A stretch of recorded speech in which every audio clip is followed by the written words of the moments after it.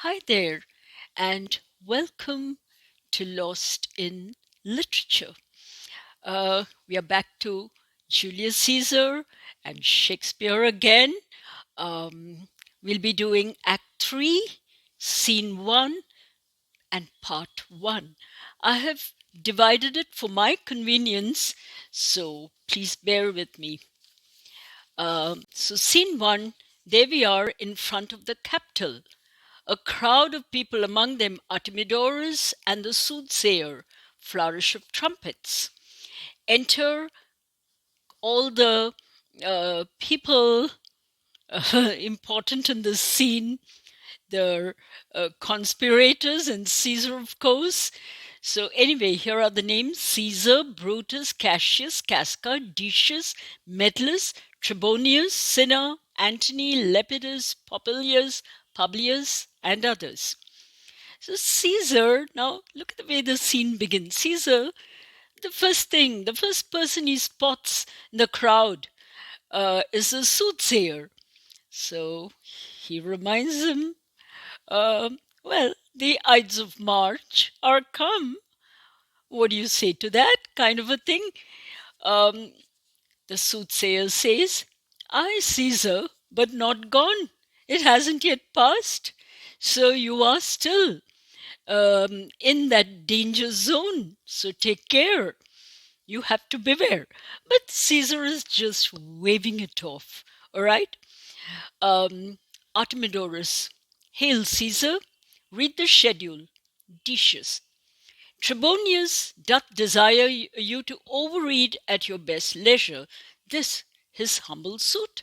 So now here is another request, suit, meaning request, all right? He would like you to read Trebonius. Then Artemidorus says, O Caesar, read mine first, for mine is a suit that touches Caesar nearer. Read it, great Caesar. All right, so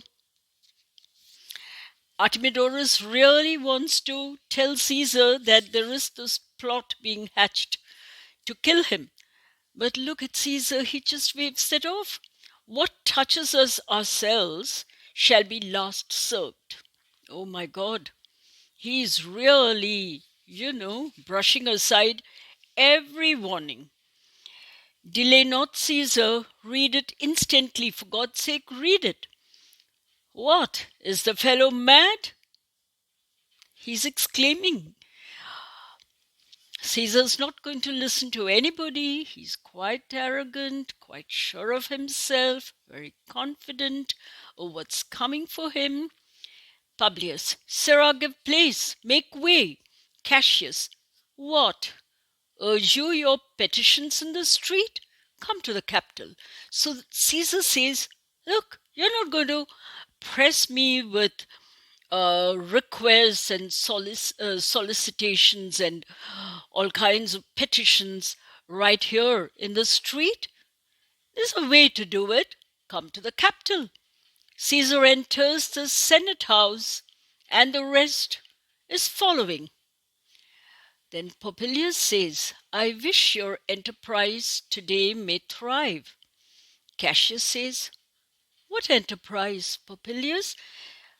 Cassius is getting nervous when Popilius says that because he wonders whether Popilius has heard something about the plot against Caesar.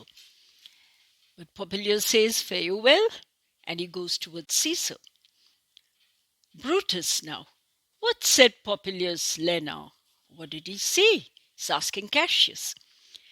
Cassius says he wished today our enterprise might thrive. He wished us luck. And Cassius is really worried now.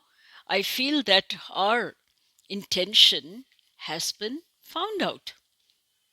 Brutus, look how he makes to Caesar. Look, he's advancing towards Caesar. Note him. Cassius now is giving some instructions. He tells Casca, be sudden, be quick, all right? And we fear prevention. Perhaps Popilius is going to warn Caesar.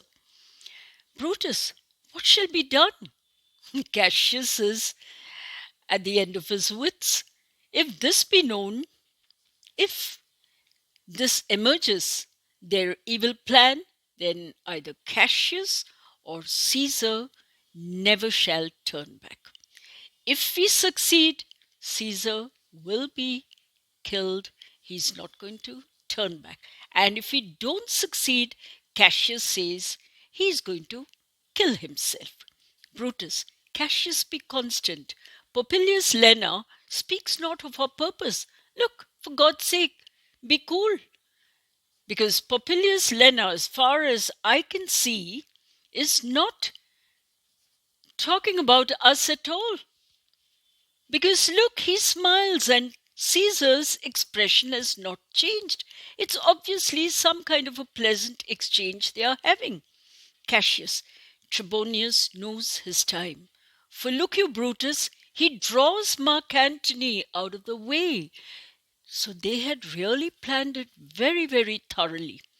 Trebonius's job was to take Mark Antony away from the scene because Mark Antony was Caesar's best friend and he could bring the plans to a halt if he even smelt a little bit of trouble.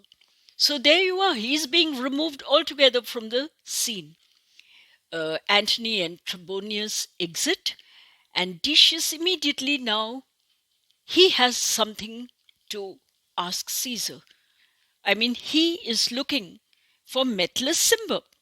So now he says, where is Metellus Cimber? Let him go. This is the time to approach Caesar and presently prefer his suit to Caesar. He has to put forward his request to Caesar. Brutus, he's addressed. Press near and second him. So Brutus says he's already prepared. Go near him and support him. Cinna, Casca, you are the first that raise your hand. You are the first one to strike Caesar. So please be prepared. Caesar, are we all ready? Oh my God, what an ironic question. Yes, they are already the conspirators. And then he says, what is now amiss? Whatever is wrong has to be rectified.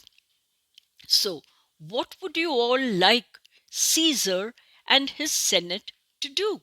What should we set right? And look at the way he refers to himself as Caesar. And he talks about his Senate, Caesar and his Senate. And now the Senate, it was the Senate House was where the Senate members met. And these Senate members were all elders, of the Roman um, society, the political leaders. So they always convened in the Senate House and took major decisions. All right. So Caesar says, what would you like us to address? And Metellus now immediately moves forth. Most high, most mighty, and most puissant Caesar. So puissant meaning courageous, powerful. So look at the way he's loading flattering words while he's addressing Caesar. So he says, you are absolutely powerful. And Metellus Cimber, I am throwing myself before you, my humble heart. So now Caesar knows, he's alert. This man is going to make some kind of a request, some kind of a petition. And Caesar says, and Caesar already knows what it's going to be, because Metellus Cimber is going to beg Caesar to pardon his brother Publius Cimber, who has been banished, exiled, all right, from Rome. He's going to beg. He has been sent out. So Caesar says, look, I must prevent these Cimber, all these couchings, stoopings, and these lowly courtesies, this groveling in front of me. these things might excite ordinary men. They may literally excite the blood, heat up the blood of ordinary men and turn rules, laws that have been decreed, that have been made from ancient times into a child's play. Because these people who are susceptible to your flattery will oblige you and they will reverse the law, all right, into the law of children. And he tells him firmly, don't be foolish to think that Caesar, I bear such rebel blood. Rebel blood is that I'm going to revolt against what is right, listening to you. No way is that going to happen. And my heart is not going to be softened. I'm going to be quite firm in the decision that I have taken. These sweet words might melt fools, but not me. And these low, crooked courtesies, all this groveling and kneeling and begging that you're doing in front of me, just like a spaniel, you are begging and pleading and falling in front of me. All this might work with weaker rulers, but not with me. Your brother was by rule, by decree, he was exiled, sent away. And if thou bend and pray and beg and fawn for him, I am going to kick you out of my path like a cur, like a dog. No, you better keep in mind, no, Caesar doth not wrong. I will never do what is unjust, nor will I reverse a decree without reason. So, literally, go away, don't beg. And that is what he tells Metellus. Metellus, oh my God, he says, is there no voice more worthy than my own? Please, somebody, please beg to him for my brother to sound more sweetly in great Caesar's ear for the repealing of my banished brother. Repealing? To call back from exile. Isn't there somebody here? And now Brutus, who is Caesar's best friend, he steps forward and he says, look, I kiss thy hand, Caesar, but no, I'm not flattering you. I just desire, I would like you to consider Publius Cimber's repeal. Please offer him an immediate freedom from exile. Call him back. All right? Give him permission to be brought back. And Caesar says, what? Brutus? He's absolutely surprised. What are you saying, Brutus? Now Cassius comes forward. Pardon, Caesar. Caesar, pardon. Very arrogant way of addressing Caesar. And then he's very sarcastic. As low as to thy foot doth Cassius fall, to beg enfranchisement for Publius Cimber. I beg of you, please restore the rights of citizenship. Give him the power to vote, meaning to say, bring him back to Rome. Caesar, he is absolutely, cheesed off.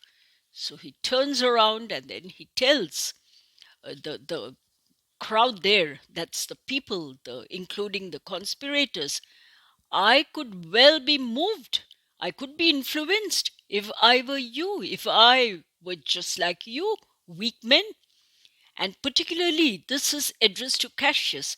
If I could beg for favors, if I could pray to move, beg for favors, then I would be open also to requests for favors.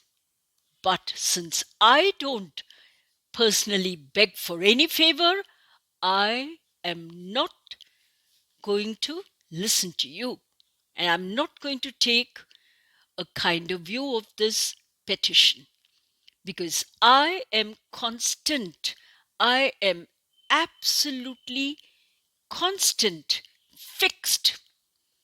And I'm of the firm opinion, I'm fixed like the northern star being the polar star, the pole star. I'm unchanging, I'm constant and absolutely fixed and stable, all right? Just like the star.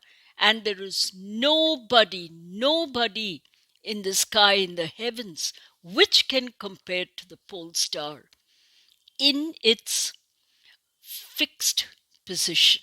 It is one star that will not move. It cannot be influenced to move in any direction. It stays stable. All right? And then he says the skies are painted with unnumbered sparks. There are so many stars there, and they're all fire, made of combustible substances, and they all shine. But there is just one in all that hold his place, and that is the pole star. And that is the case with the world too. It is furnished well with men who are of flesh and blood, human and apprehensive. The meaning here is rational, people who are intelligent. And yet, in the number, in this crowd of men, I don't know a single one who can be compared, all right? That I don't know a single one who can be compared to a pole star except me. I know only one person who cannot be influenced, and that is Caesar himself. You're talking about me. Look at the arrogance, the confidence of the man. He says, I am like the fixed polar star. Don't even try to influence me. And I'm not going to free, what is his name? Publius Cimber from the exile. All right?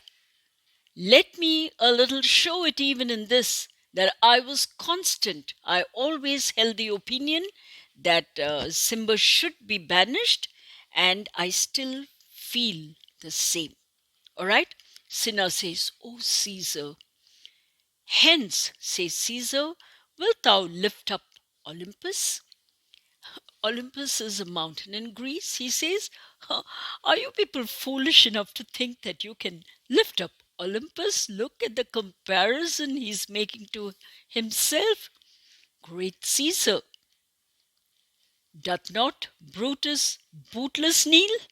So he says, um, Decius, Decius Brutus is just kneeling, and he's not going to get anything out of that. All right? Nothing is going to be achieved. Now Casca steps in. Speak, hands, for me. Hands, come on. Time to stab him. And they all stab Caesar one by one. But finally, when Brutus stabs him, Caesar says, Et you, brute? Then fall, Caesar. It's so sad, that part, because Caesar suddenly perceives Brutus among the people who were stabbing him one by one. And now he says, there is no point in living if my best friend stabbed me. And that is when he gives in and he surrenders to death. Cinna immediately cries, liberty, freedom, tyranny is dead. Now, there are different meanings in the dictionary for liberty, freedom, and tyranny. Let me just read out the meanings to you. Liberty is a state of being free in society without oppressive restrictions, all right? So that is liberty, to be free in society without people controlling you. And then you have, of course, um, freedom. Freedom here means freedom of speech, freedom of action, and the right, the power to think and do what one wants. Well, within the peripheries of law, of course. So that is freedom in a democratic country. And finally, tyranny. Tyranny is dead. Tyranny is despotism. When one monarch holds all the uh, people of a particular place, his subjects, under his rule. So that is tyranny. So Sinha says, let's announce liberty, freedom, tyranny is dead. Run hence, proclaim, announce it, cry it about the streets. Then Cassius immediately says, go on to the common pulpit. Pulpit are these raised platforms, built here and there in Rome, particularly in the marketplace, where people stand up and give speeches. All right? They can talk about anything and a crowd will collect. So some go onto the common pulpits and cry out liberty, freedom, and enfranchisement, the right to vote. So we are going to bring back the rights of the citizens. All right? Brutus, he says, people and senators. Now, suddenly, after Caesar has been murdered, there is a lot of commotion. People have become very frightened by this kind of, like 7 or 8 of them have stabbed him one by one, and people have panicked. And there are even senators running away from the scene and crowds of people scattering here and there. So Brutus is desperately appealing to them. People and senators, be not affrighted, please. Don't be scared. Fly not, don't run away. Stand here. Be stiff, meaning to say, don't run. It is only ambition's debt which is paid. Caesar was ambitious, and we have killed him. Because of that, he has paid for his sin of being ambitious. Now, Casca says, go to the pulpit, Brutus, go there. And Decius says, and Cassius too. They are the leaders, so go along. And Brutus says, where is Publius? Publius is an aged senator. He's an aged man. And Cinna says, here he is standing, and he's completely confounded, confused with this mutiny, with this rebellion. So Metellus says, stand fast together. Metellus says, stay in a group. Let the conspirators stand together, lest, just in case, some friend of Caesar's,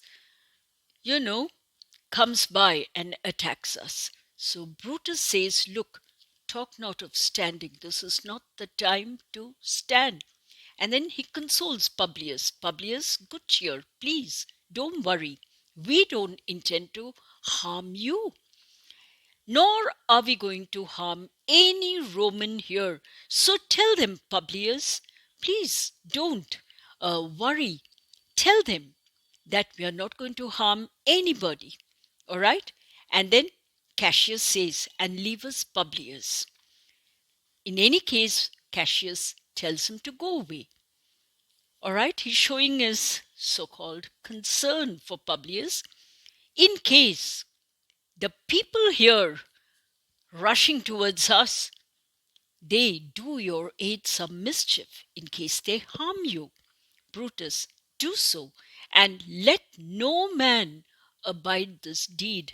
I don't want any of you Romans to pay for this deed, to be attacked by mistake, because we are the doers and we are responsible for this action, and we will give explanation for it.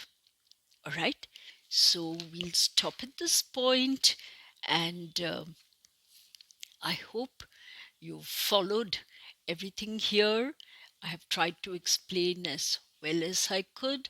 Sorry to bring you right back to Julius Caesar, but if you keep your mind open, it's a fantastic play, and particularly Act Three with Antony's speech, totally in contrast to Brutus's speech, is absolutely fantastic. It's one of the best in history. All right, and do stay with me. Turn up for the next part. Hope you support me, like me, and subscribe to my channel. Bye for now.